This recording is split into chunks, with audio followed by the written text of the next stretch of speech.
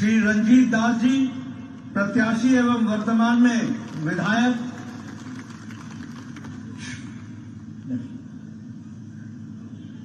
श्री अभिषेक देवराय जी जो प्रत्याशी हैं,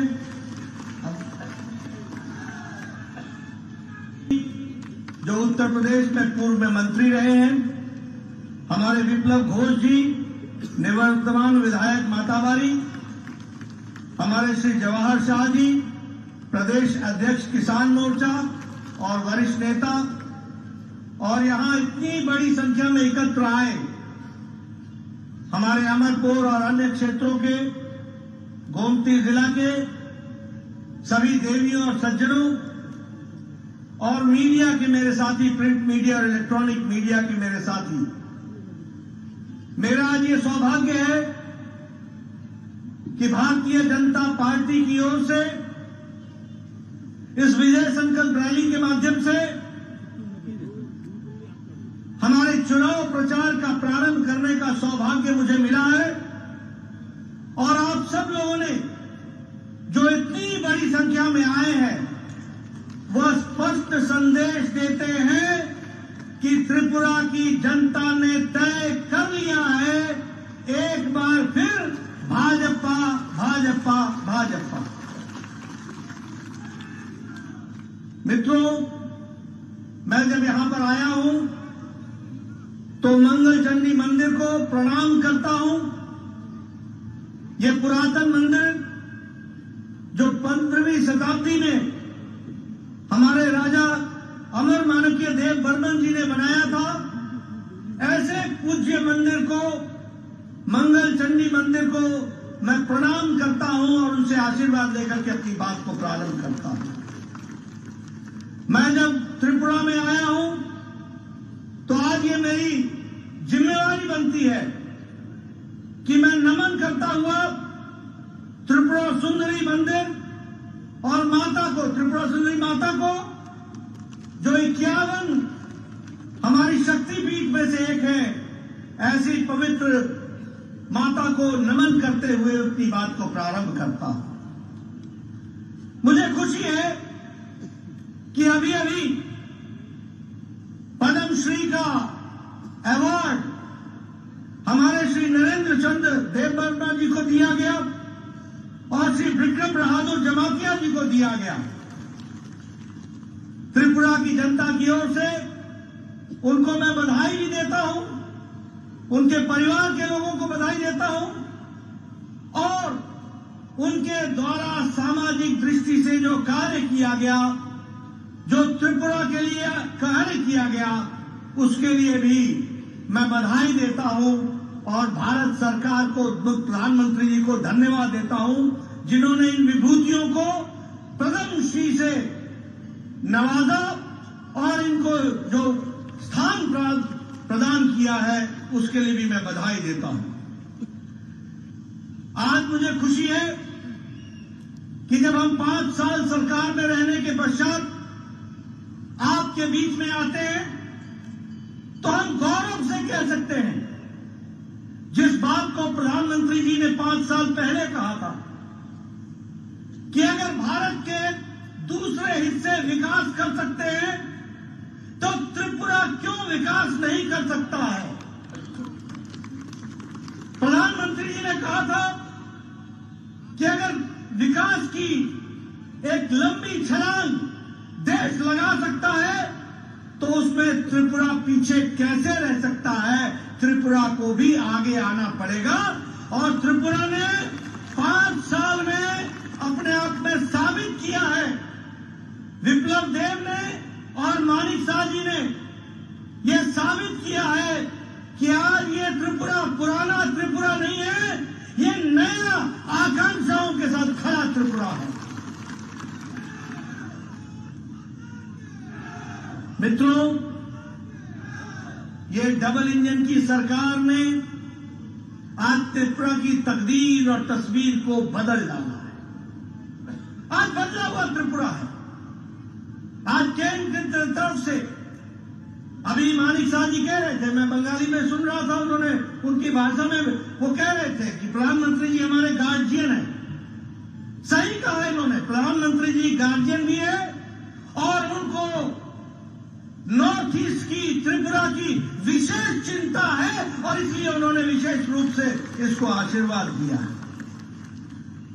आज जो आप लोगों का सपोर्ट मिल रहा है इस विजय संकल्प रैली के माध्यम से, वह स्पष्ट संदेश दे रहा है कि त्रिपुरा भारतीय जनता पार्टी के नेतृत्व में आगे बढ़ चला है, अब रुकने वाला नहीं है, बढ़ता ही रहेगा, आगे ही बढ़ेगा। इसके लिए मैं विशेष रूप से आपको धन्यवाद देना चाहता हूं।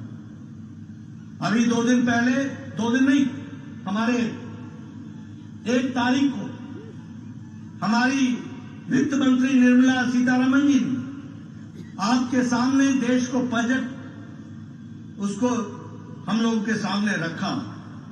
हमें खुशी है कि यह अमृतकाल का पहला बजट है, ये आकांक्षाओं से भरा हुआ बजट है, ये भारत को की नींव को मजबूती प्रदान करने वाला बजट है, ये आम आदमी की चिंता करने वाला बजट है, ये महिलाओं को शक्ति देने वाला बजट है, ये युवाओं की आकांक्षाओं को उड़ान देने की ताकत रखने वाला बजट है और यह विकसित भारत की ओर ले जाने वाला बजट है।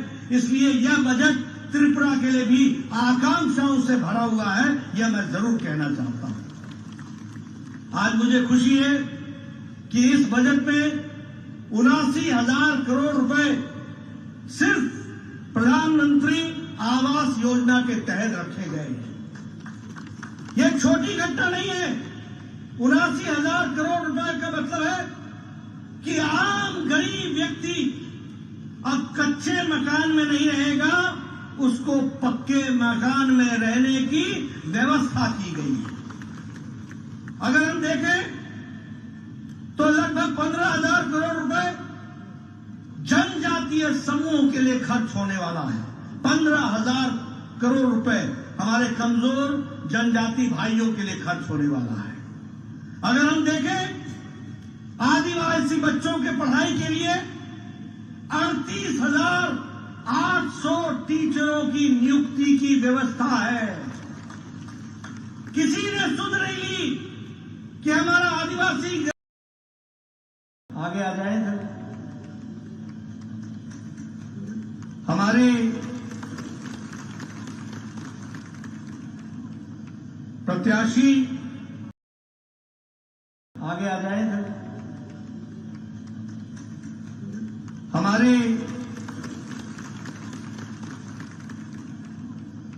प्रत्याशी सुश्री पाताल कन्या जमातिया जी, बहन आगे आ जाएं।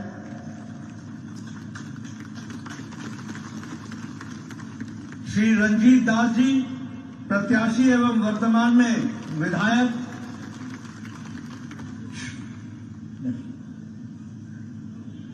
श्री अभिषेक देवराय जी जो प्रत्याशी हैं।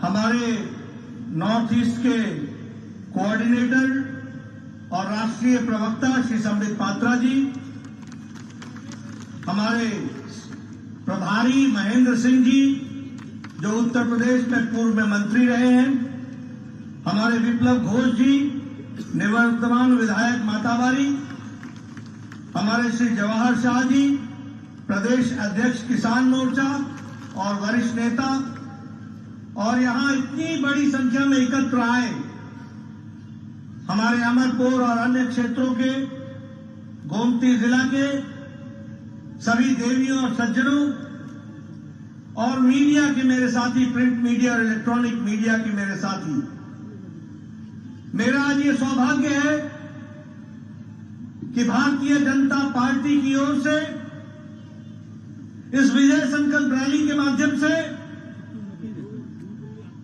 हमारे चुनाव प्रचार का प्रारंभ करने का सौभाग्य मुझे मिला है। और आप सब लोगों ने जो इतनी बड़ी संख्या में आए हैं, वह स्पष्ट संदेश देते हैं कि त्रिपुरा की जनता ने तय कर लिया है, एक बार फिर भाजपा भाजपा भाजपा।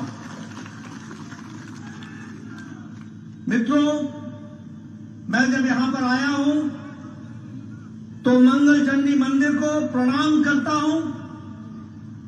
यह पुरातन मंदिर जो 15वीं शताब्दी में हमारे राजा अमर माणक्य देव वर्मन जी ने बनाया था, ऐसे पूज्य मंदिर को, मंगल चंडी मंदिर को मैं प्रणाम करता हूं और उनसे आशीर्वाद लेकर के अपनी बात को प्रारंभ करता हूं।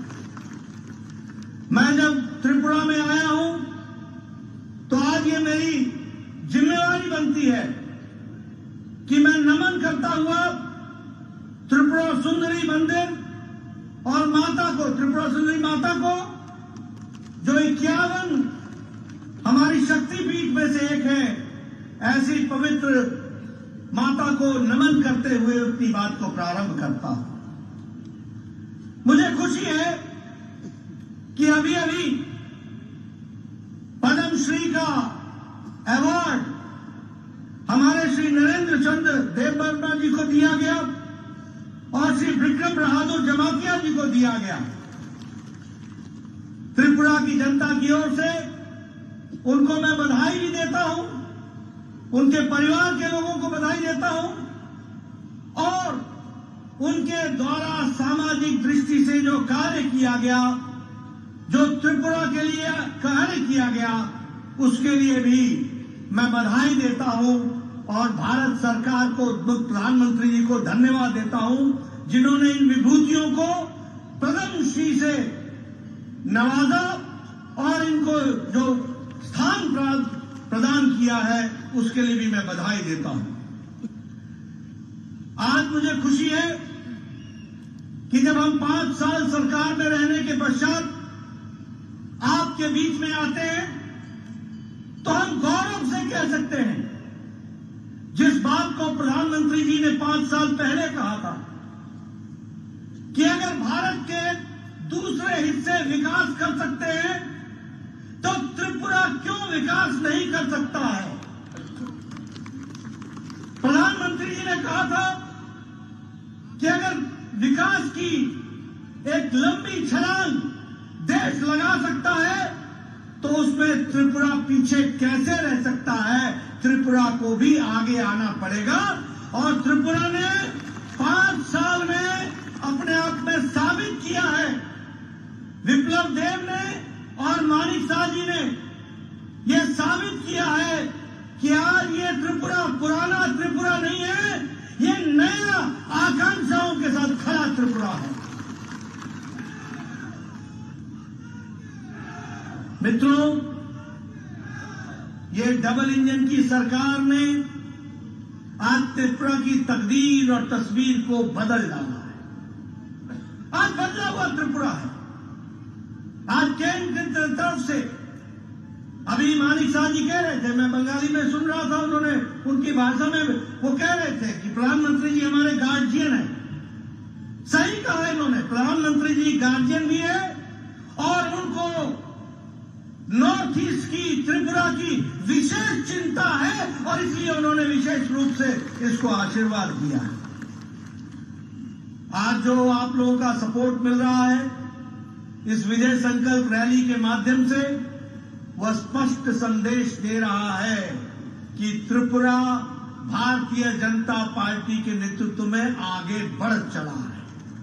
अब रुकने वाला नहीं है, बढ़ता ही रहेगा, आगे ही बढ़ेगा। इसके लिए मैं विशेष रूप से आपको धन्यवाद देना चाहता हूं। अभी 2 दिन पहले, 2 दिन नहीं, हमारे 1 तारीख को हमारी वित्त मंत्री निर्मला सीतारमण जी ने आपके सामने देश को बजट उसको हम लोगों के सामने रखा। हमें खुशी है कि यह अमृत काल का पहला बजट है। यह आकांक्षाओं से भरा हुआ बजट है। यह भारत को की नींव को मजबूती प्रदान करने वाला बजट है। यह आम आदमी की चिंता करने वाला बजट है।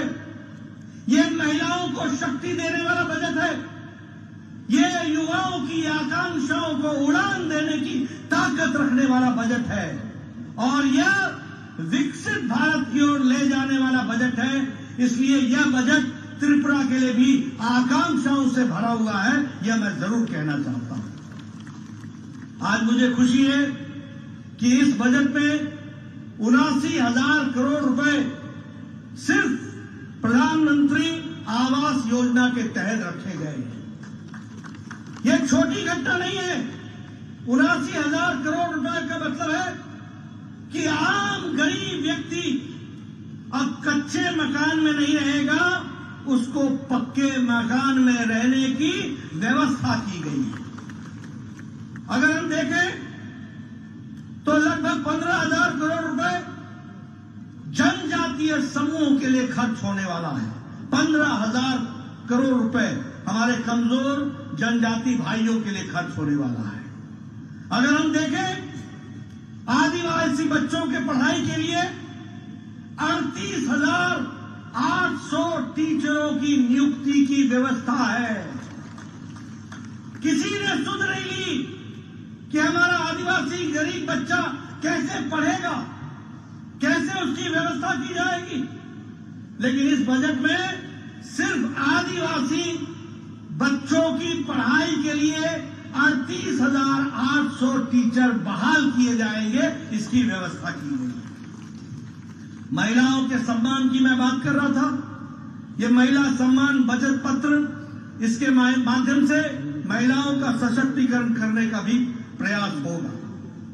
डिजिटल लाइब्रेरी के माध्यम से युवाओं को पढ़ने का अवसर मिलेगा और फिजिकल लाइब्रेरी के माध्यम से पंचायत स्तर तक और म्युनिसिपैलिटी स्तर तक भी व्यवस्था की जाएगी, ताकि कोई बच्चा जिसकी आकांक्षा पढ़ने की रही है उसको हम उड़ान दे सके, उसको हम आगे बढ़ा सके, इस तरीके की व्यवस्था की गई है। हमारे किसान भाइयों के लिए एग्रीकल्चरल क्रेडिट कार्ड की सब को भी मात्रा बढ़ा दी गई है। 18 लाख करोड़ से बढ़ा करके 20 लाख करोड़ कर दिया गया है। 11% का बढ़ोतरी की गई है, यह भी हमको ध्यान में रखना चाहिए। आप याद कीजिए, आज से 9 साल पहले भारत कैसा था? घुटनों पर टेकने वाला भारत था, फैसला नहीं लेने वाला भारत था, पॉलिसी पैरालिसिस से गुजर रहा था, भ्रष्टाचारी देशों में से इसका नाम शामिल था, आए दिन भ्रष्टाचार हुआ करते थे। लेकिन प्रधानमंत्री मोदी जी के नेतृत्व में पिछले 9 साल में भारत आकांक्षाओं का भारत बन गया, छलांग लगाने वाला भारत बन गया, विकास की नई झड़ी लगाने वाला भारत बन गया और भारत दुनिया में अपने आप को स्थापित करता हुआ मजबूत राष्ट्र के रूप में खड़ा दिखता भारत दिख गया। यह हमको समझना चाहिए और इसीलिए मोदी जी के नेतृत्व में प्रोएक्टिव, प्रो रिस्पॉन्सिव और प्रो रिस्पॉन्सिबल गवर्नमेंट का काम भारत सरकार ने किया है। मैं यहां देख रहा हूं, आप लोग बैठे, अभी तक अमेरिका में कोरोना का टीकाकरण सिर्फ 76% हुआ है। यूरोप में कोरोना का टीकाकरण सिर्फ 67% हुआ है। लेकिन यहां आप सब लोग बिना मास्क के बैठे हैं और नजदीक बैठे हैं और बिना मास्क के बैठे हैं। इसलिए बैठे हैं क्योंकि 130 करोड़ के देश को 220 करोड़ डबल डोज लगा करके प्रधानमंत्री मोदी जी ने सुरक्षा कवच आपको दिया है। यह है प्रोएक्टिव सरकार।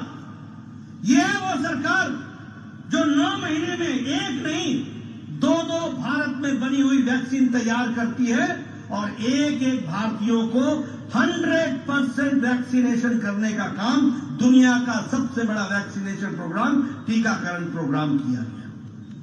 जब हम प्रोएक्टिव सरकार बोलते हैं तो यूक्रेन में लड़ाई हुई, युद्ध हुआ, हमारे 32,000 बच्चे पढ़ने के लिए गए हुए थे। 32,000।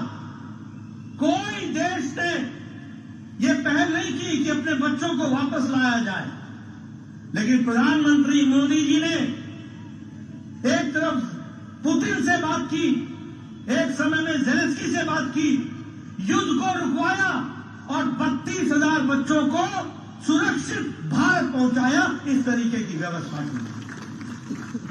इसलिए मित्रों, आज ये प्रोएक्टिव सरकार है, लोगों के प्रति समर्पित सरकार है।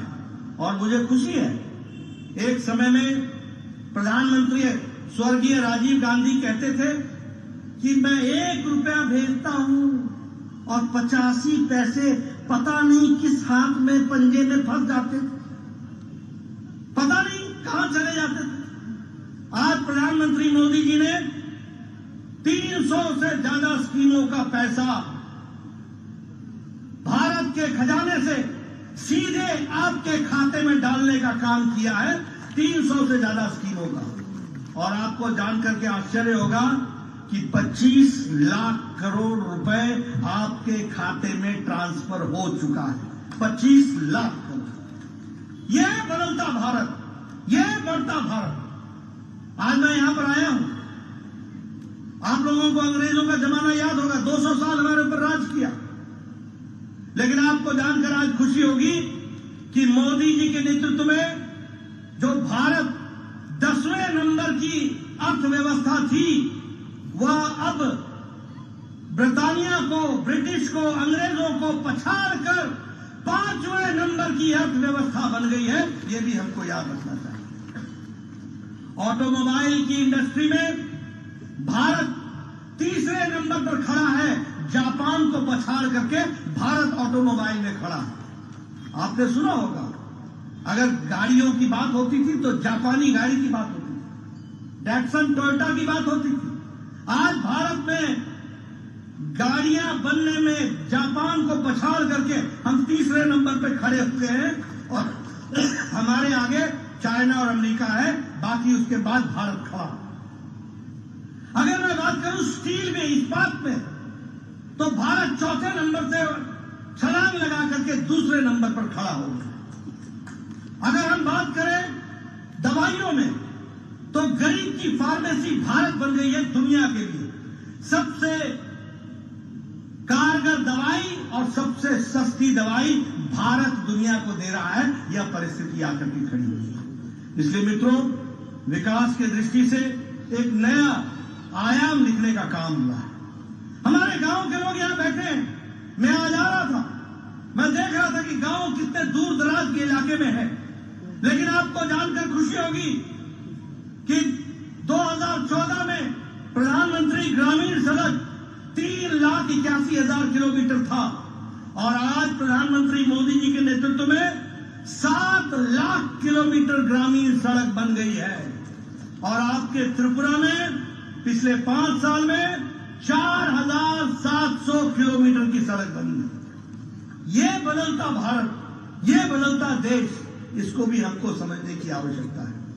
मैं यहां यह भी बताना चाहूंगा कि हमारे ट्राइबल भाइयों के लिए विकास की नई योजनाएं बनाई गई। 36,000 गांव जो ट्राइबल से बहुतायत में है, उनके विकास के लिए प्रधानमंत्री आदि आदर्श ग्राम योजना का योजना बना गई। 400 एकलव्य विद्यालय बनाए हैं, 400 एकलव्य विद्यालय, ताकि हमारे जनजातीय क्षेत्र के बच्चों की पढ़ाई की व्यवस्था हो सके। उसी तरीके से 3,000 से ज्यादा वंदन केंद्र के माध्यम से नए लाइवलीहुड, उनके जीवन के यापन की व्यवस्था की जा रही है।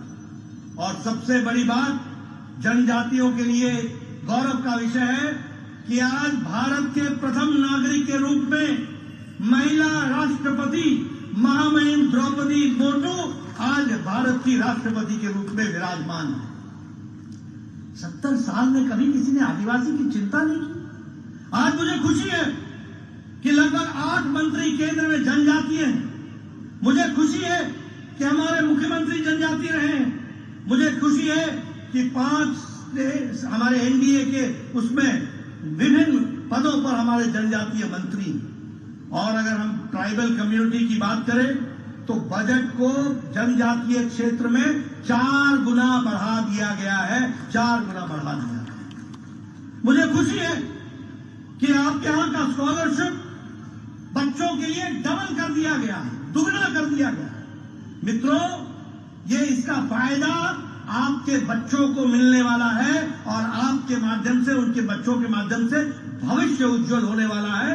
यानी प्रधानमंत्री मोदी जी ने आज की चिंता नहीं की है, आज के के साथ साथ आने वाले भविष्य की भी चिंता की है। इस बात को भी हमको याद रखना है। मित्रों, आज बदलता भारत है, बदलता त्रिपुरा है। जब मैं ये कहता हूं तो आप बताइए, बहनें मेरे को बताएंगी, आपको गैस का कनेक्शन मिला है कि नहीं मिला है? मिला है कि नहीं मिला है? बहनें बताइए, गैस का कनेक्शन मिला है कि नहीं मिला है? लगभग 11 करोड़ गैस का कनेक्शन दिया गया है। त्रिपुरा में 2,70,000 गैस का कनेक्शन दिया गया है और अमरपुर में 7,723 गैस का कनेक्शन दिया गया है। अब मैं गांव से आता हूं, मैं पहाड़ी इलाके से आता हूं, मैं बताना चाहूंगा, आपको याद होगा कि नहीं होगा, लेकिन मुझे याद है, हमारी माताएं बहनें सुबह 5 बजे उठती थी, जंगलों में जाती थी, लकड़ी काट के लाती थी, फिर लकड़ी से चूल्हा जलाती थी, 200 सिगरेट के बराबर का धुआं अपने फेफड़ों में लेती थी, फूंक फूंक करके लकड़ी का चूल्हा जलाया जाता था। मैं सही बोल रहा हूं कि गलत बोल रहा हूं? सही बोल रहा हूं? होता था कि नहीं होता था? आजकल बहनें टक से लाइटर जलाती हैं, 5 मिनट में चाय, आधे घंटे में भोजन, पतिदेव को खुश कर देती है और परिवार को आगे बढ़ाती है। फर्क पड़ा है कि नहीं पड़ा है? उसी तरीके से प्रधानमंत्री आवास योजना में, मैं प्रधानमंत्री आवास योजना की चर्चा कर रहा था, मानिक साहब से जिसे कर रहा था। मैं 1993 में 1993 में पहली बार विधायक बना था, तो मेरे को मेरा ब्लॉक डेवलपमेंट ऑफिसर आके बोलता था कि इंदिरा आवास योजना में 2 पंचायतों में 1 घर मिला है, 2 पंचायतों में 1 घर इंदिरा आवास योजना में, बताइए किसको देना है? और मैं तकलीफ में पड़ जाता था कि इतने लोगों को देने की आवश्यकता है, 1 घर को मैं कैसे दूंगा, किस गरीब को दूंगा, कैसे बांटूंगा? आज मुझे खुशी है कि हमारे प्रधानमंत्री नरेंद्र मोदी जी हैं, जिन्होंने कहा है कोई गरीब कच्चे मकान में नहीं सोएगा, पक्के मकान में व्यवस्था की जाएगी। और 3 करोड़ 60 लाख मकान बन चुके हैं और 79,79,000 करोड़ रुपए इस साल के बजट में डाला गया है। और आपको जानकर खुशी होगी कि मानिक शाह के नेतृत्व में 3,80,000 घर त्रिपुरा में बन चुके हैं और अमरपुर में 4,934 घर बन चुके हैं, पक्के मकान। ये परिवर्तन है। प्रधानमंत्री जल जीवन मिशन में हमारे 10 करोड़ घरों तक पानी पहुंचाने की व्यवस्था की जा रही है, जिसमें से 4,25,000 लोगों तक यहां पर त्रिपुरा में पहुंचाया जाएगा और जिसमें से 6,314 कनेक्शन अमरपुर में दिए गए हैं। ये भी हमको याद रखना चाहिए। मित्रों, मैं आपका रिकॉर्ड लेकर के आया हूं, मैं आपको बताने आया हूं, मैं अपना रिपोर्ट कार्ड लेके आया हूं। यहां अमरपुर विधानसभा में 6,314 हमारे जल जीवन मिशन में कनेक्शन दिए गए हैं। ये भी हमको याद रखना चाहिए। आयुष्मान भारत में 11 करोड़ परिवारों को, 11 करोड़ परिवार को 5 लाख रुपए का हेल्थ कवर दिया गया है और मानिक शाह जी ने त्रिपुरा में 13 लाख क्षमा कीजिएगा 13 लाख आयुष्मान कार्ड बांटे हैं, यानी 13 लाख लोग परिवार इसका लाभ उठा सकेंगे। यह परिस्थिति आकर के खड़ी हुई है। प्रधानमंत्री गरीब कल्याण अन्न योजना, बताइए राशन मिल रहा है कि नहीं मिल रहा है? राशन मिल रहा है कि नहीं मिल रहा है? राशन मिल रहा है कि नहीं मिल रहा है?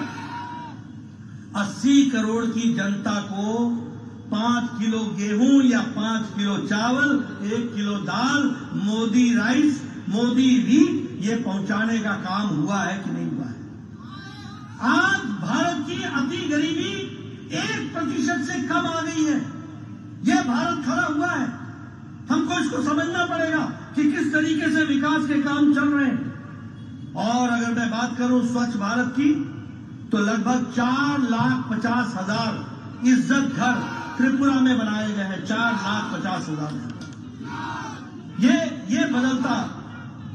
और सबसे बड़ी बात 5 साल पहले यहां खून खराबा, यहां बम, यहां स्ट्राइक, यहां इंसर्जेंसी, बताइए थी कि नहीं थी?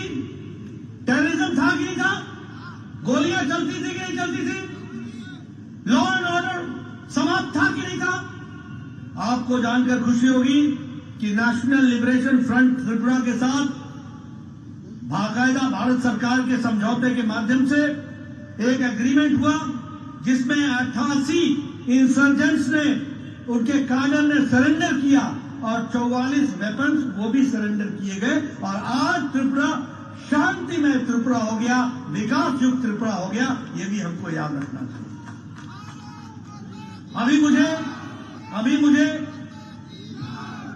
अभी मुझे ब्रू रियांग के साथी मिले थे, उन्होंने मुझे पटका पहनाया।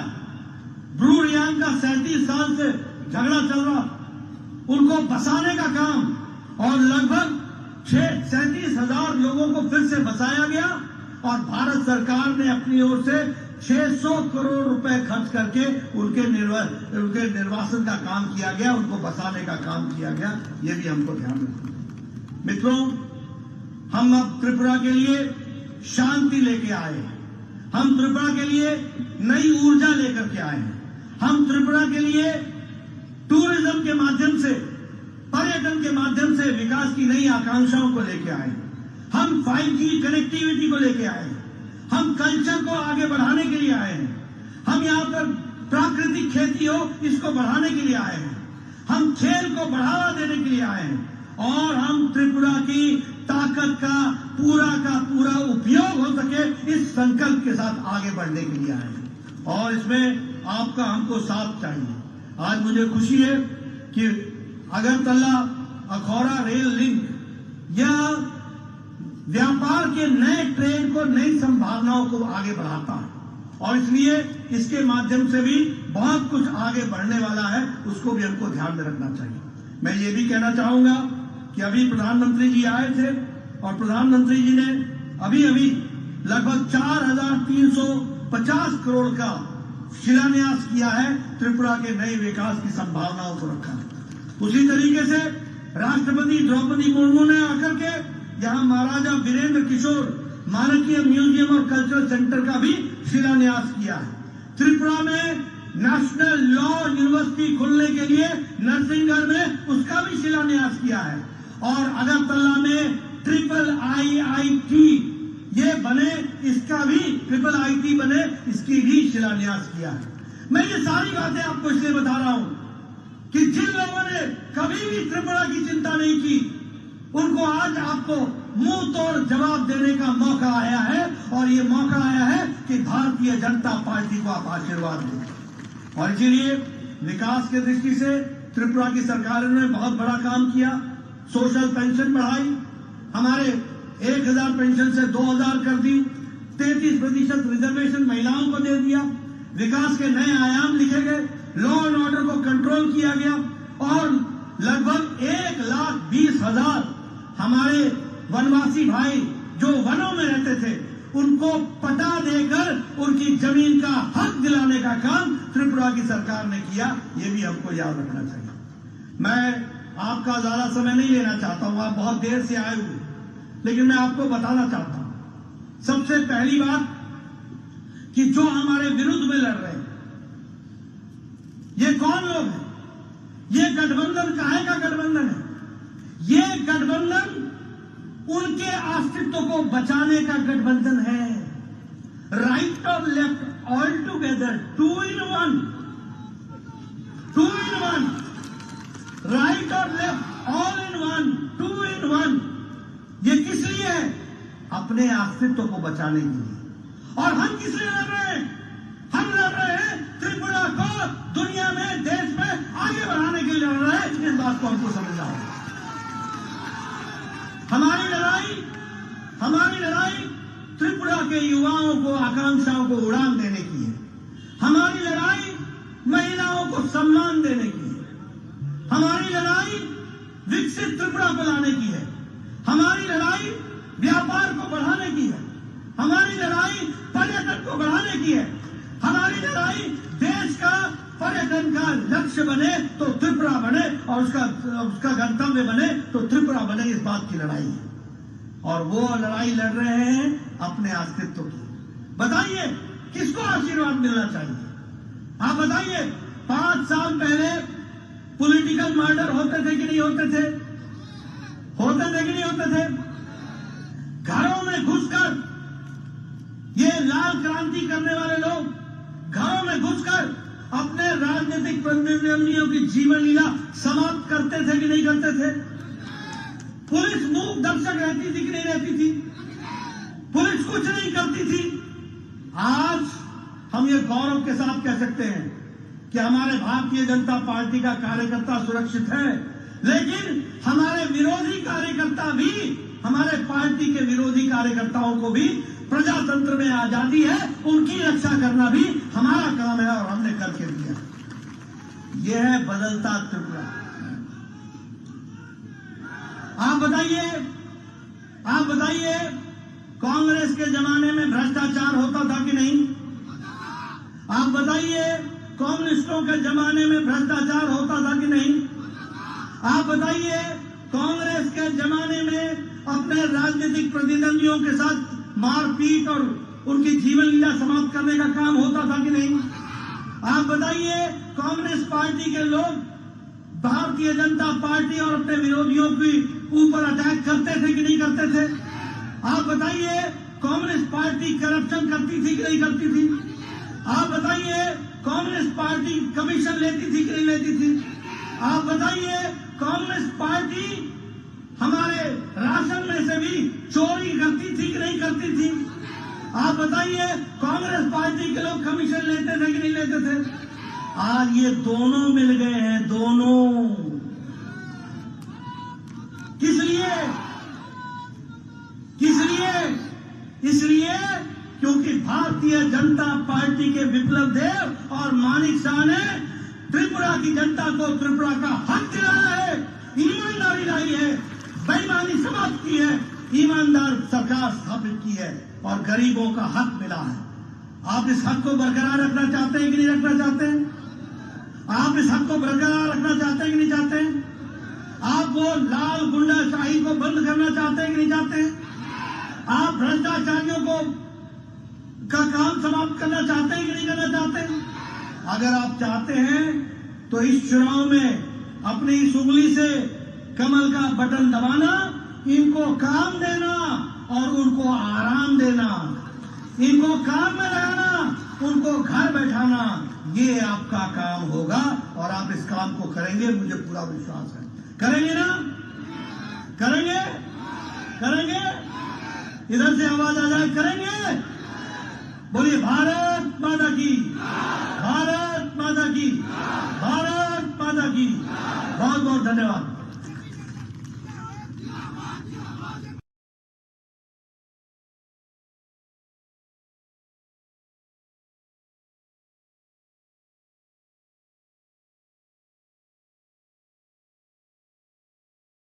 ट्रेजेडी सिर्फ मूवीज में अच्छी लगती है।